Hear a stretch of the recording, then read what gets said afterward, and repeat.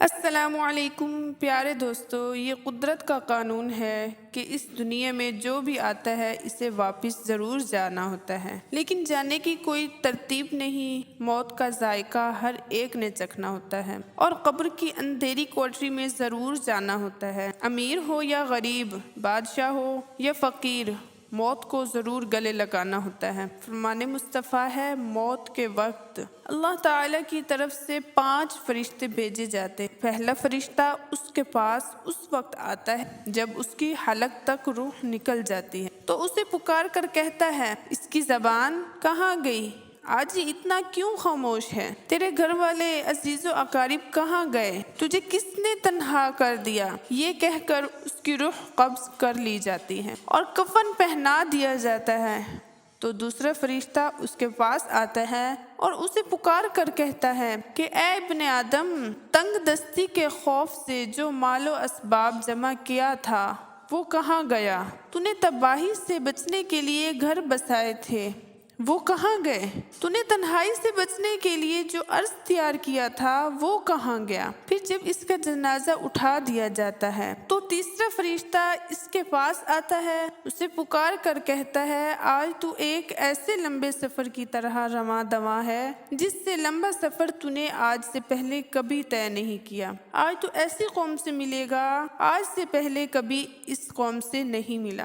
آج تجھے ایسے تنگ مکان میں داخل کیا جائے گا کہ آج سے پہلے کبھی ایسی تنگ جگہ میں داخل نہ ہوا تھا۔ اگر تو اللہ تعالیٰ کی رضا پانے میں کامیاب ہو گیا پھر یہ تیری خوش بختی ہے، اور اگر اللہ تجھ سے ناراض ہوا تو یہ تیری بدبختی ہے۔ تو وہ قبر میں اتار دیا جاتا ہے۔ چوتھا فرشتہ اس کے پاس آتا ہے اور اسے پکار کر کہتا ہے کہ اے ابن آدم، کل تو زمین کے بیچ پر چلتا تھا اور آج تو اس کے اندر لیٹا ہوا ہے۔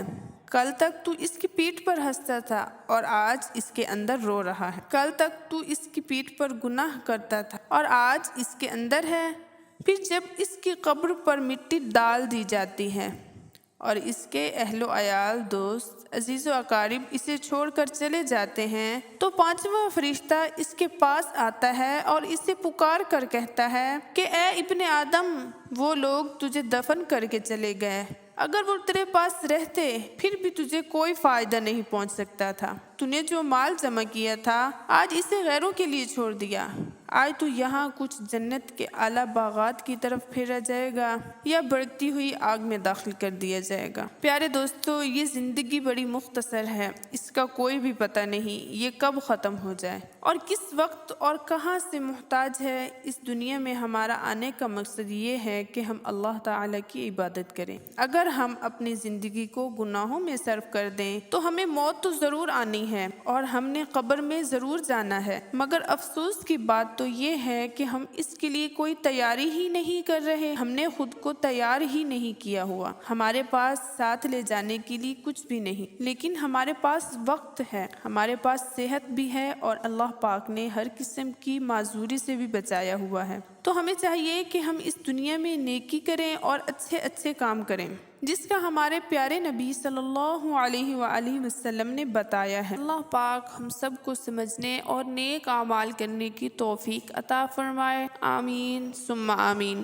مزید ایسی ویڈیوز دیکھنے کے لیے ہمارے چینل کو لائک اور سبسکرائب کریں اور چینل پر موجود گھنٹی کے بٹن کو ضرور دبا دیں تاکہ ہماری ہر نئی آنے والی ویڈیو سب سے پہلے آپ تک پہنچے۔ انہی لفظوں کے ساتھ اجازت چاہوں، اس امید کے ساتھ کہ اگر سانسوں نے وفا کی تو اگلی بار ایک اور ویڈیو لے کر آپ کی خدمت میں حاضر ہوں گی۔ تب تک کے لیے خدا حافظ۔ اللہ پاک آپ سب کا حافظ و نگہبان۔